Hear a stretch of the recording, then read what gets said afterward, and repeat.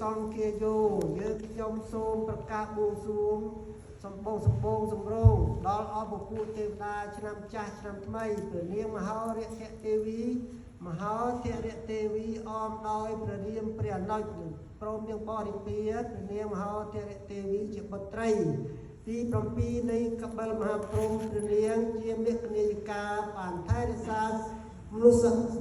ក្នុងលោកក្នុងជំពីក្នុងជំពូទ្វីបលោកអស់រយៈពេលពេញ1ឆ្នាំគឺឆ្នាំរោងចក្ស័កពុទ្ធសករាជ2568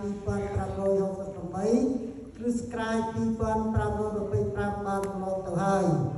ព្រះនាងទាំងពីរមានព្រះនាងមហោធរៈទេវីព្រះនាងគោរៈទេវីអមដោយព្រះរាមនិងព្រះអនុជនិងបរិពារបានយាងមកថាគង់ថាប្រទីកន្លែងនៅសំគួរប្រកបដោយព្រះអរិយបទដ៏សម្កាអកាល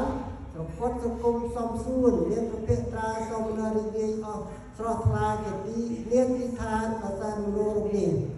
ព្រះនាងមហោធរៈទេវីនឹងទេតំណែងថ្វាយព្រះនាងគោរៈទេវីជាព្រះរាមទី2ទទួលតំណែងជាមេកញ្ញាយិកាឆ្នាំថ្មីគឺឆ្នាំអសាញ់សព្វស័កពុទ្ធសករាជ2569បន្តវេនថែរក្សាបំរើមនុស្សសពសត្វក្នុងជំពូទ្វីបលោកឲ្យបានសុខសាន្តមានសន្តិភាពសុភមង្គលសិរីសួស្តីពលសុខអាយុជីវចម្រើនរុងរឿងក្នុងឆ្នាំអសាញ់សព្វស័កពុទ្ធសករាជ2568គ្រិស្តសករាជ2525នឹងឈានចូលដល់ពុទ្ធសករាជ2569នៅថ្ងៃ1ខែវិសាខខាងមុខពេញដោយបរិបូរណ៍ថ្ងៃនេះគណៈនេះវិទ្យាល័យយាមនេះនឹងមានឱកាសនេះជាថ្ងៃដែលមានលក្ខណៈរិទ្ធដល់អប្រសើរក្នុងត្រៃលែងក្រុមអភិបាលវត្តពុទ្ធការាមវត្តពុទ្ធការាមព្រះសង្ឃគ្រប់ព្រះអង្គរួមអមដោយពុទ្ធបរិស័ទចំណុចជើងវត្តទៅឆ្ងាយបានប្រព្រឹត្តទីទទួលទេវតាឆ្នាំថ្មីស្វាគមន៍ដល់ព្រះនាងគោរៈទេវីជាបុត្រីទី2នៃកបិលមហាព្រំនៅថ្ងៃអាទិត្យទី13ខែមេសាឆ្នាំ2025មុនពេលវេលាម៉ោងប្រហែលទេម៉ោង 4:48 នាទីមុនវេលាកំណត់ព្រះនាងគោរៈទេវីយាងមកនៅថ្ងៃច័ន្ទទី14ខែមេសាឆ្នាំ2025វេលាម៉ោង 4:48 នាទីព្រឹកព្រះនាងគោរៈទេវីយាងមកទទួលតំណែងជាមេកញ្ញាយិកាបន្តវេនបម្រើរក្សាមនុស្សសពសត្វក្នុងជំពូទ្វីបលោកនាឆ្នាំថ្មីគឺឆ្នាំអសាញ់សព្វស័កវេលាម៉ោង 4:48 នាទីព្រឹកជាកំណត់សង្ក្រាន្តឆ្នាំថ្មីនៃបរិបូរណ៍គណៈនេះយើងខ្ញុំទាំងអស់គ្នា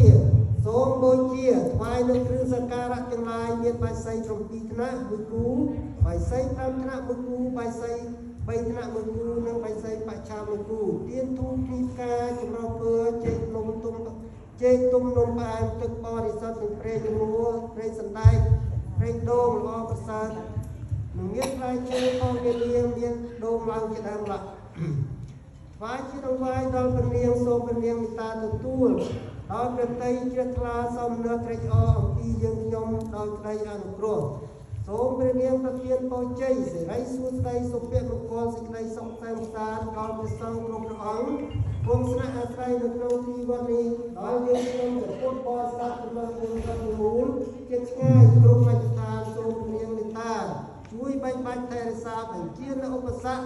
ផងនានាបញ្ជានៅមហាទុក្ខភ័យមហារោគឲ្យមានបាត់បង់កំបីមកទីទៀនបានឡើយអសេសតោ